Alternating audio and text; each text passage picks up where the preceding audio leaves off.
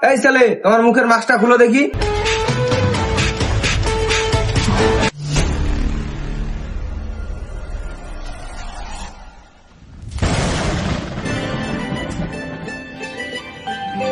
মাশাআল্লাহ, বাহ কি সুন্দর ছেলে। বেটি, এই ছেলেকে তুই কোথায় পেয়েছিস? प्यारी समझ गई। তুই তো আমার মনের মতো ছেলেকে খুঁজে পেয়েছিস। এরকম ছেলেকে তো আমি খুঁজতেছিলাম যে জামাই বানাবো। মাশাআল্লাহ বেটি, এই ছেলেটা তো আমার খুব পছন্দ হয়েছে, খুব পছন্দ হয়েছে। বল কি করে। বাবাজি, তোমার নাম কি? জীবন রায়। তোমার বাবার নাম কি? অনিক রায়। তোমার মায়ের নাম? বিলাসিনী রায়। তার মানে তোমরা হিন্দু? হ্যাঁ আঙ্কেল, আমরা হিন্দু, আমরা সনাতন ধর্মের। হায় আল্লাহ, তুই এ কি করেছিস? তুই একটা মুসলিম মেয়ে হয়ে একটা হিন্দু ছেলেকে ভালোবেসে আমার সামনে নিয়ে এসেছিস। হ্যাঁ বাবা, আমি ওকে অনেক ভালোবাসি, তাই নিয়ে এসেছি।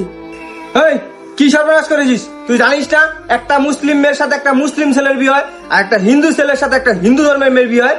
তুই এই ছেলেকে এখনই তার বাসায় দিয়ে আয়। আমি এই ছেলেকে কখনো জামাই হিসেবে মেনে নেব না। না বাবা, আমি ওকে কখনোই ফিরাই দিতে পারবো না। আমি ওকে অনেক ভালোবাসি, তাই আমি ওকে বিয়ে করতে চাই। ও যদি মুসলিম ঘরের ছেলে হইতো তাহলে তোর সাথে বিয়ে দিয়ে আমি ওকে জামাই হিসেবে মেনে নিতাম।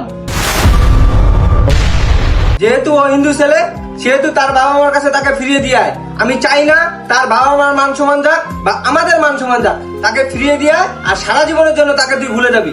না বাবা, আমি ওকে ফিরাই দিতে পারবো না। আমি ওকে অনেক ভালোবাসি, আর যেহেতু আমি ওকে অনেক ভালোবাসি, সেহেতু আমি তাকে বিয়ে করে তার সাথে ঘর সংসার করব। না না না না বেটি, আমি চাই না তার বাবা মার মান সম্মান যাক বা তার বাবা মা কষ্ট পাক। আমি যেমন চাই না আমার মেয়ে একটা হিন্দু ছেলেকে বিয়ে করো, তার বাবা মাও চায় না যে তাদের ছেলে একটি মুসলিম মেয়েকে বিয়ে করুক। আর তুই ওকে ভুলে যা আর ওকে বাসায় দিয়ে আয়। না বাবা না, আমি তোমার কথা মানতে পারলাম না। আমি যেমন একটা মানুষ, সেও একটা মানুষ। আমার শরীর কাটলে যেমন লাল রক্ত বের হবে, ঠিক তেমনি তার শরীর কাটলেও লাল রক্ত বের হবে। তাহলে আমাদের ভালোবাসার মধ্যে ধর্ম কেন বাধা হয়ে দাঁড়াবে?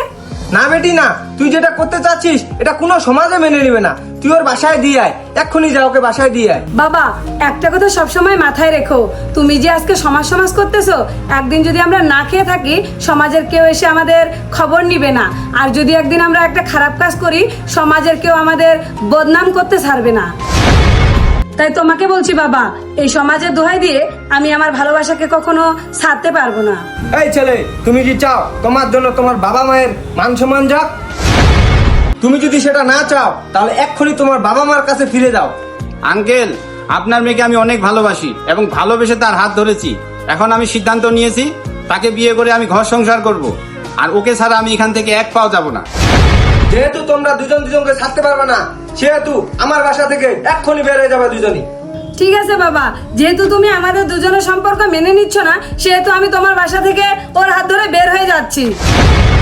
শোনো বাবা, যেহেতু আমি ওকে ভালোবাসি, তার জন্য তোমার বাড়ি শুধু না, তোমার সাথেও যদি আমার সম্পর্ক বিচ্ছিন্ন করতে হয় তাতেও আমি রাজি আছি। আর তার জন্য আমি আমার জীবনটাও দিয়ে দিব, কারণ আমি তাকে ভালোবাসি। চলো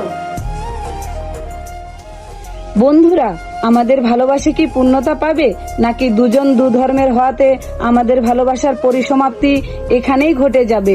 অবশ্যই কিন্তু তোমরা কমেন্টস করে জানাবে। আর হ্যাঁ, আরেকটি কথা, ভিডিওটি ভালো লাগলে অবশ্যই ভিডিওটি শেয়ার দিবে।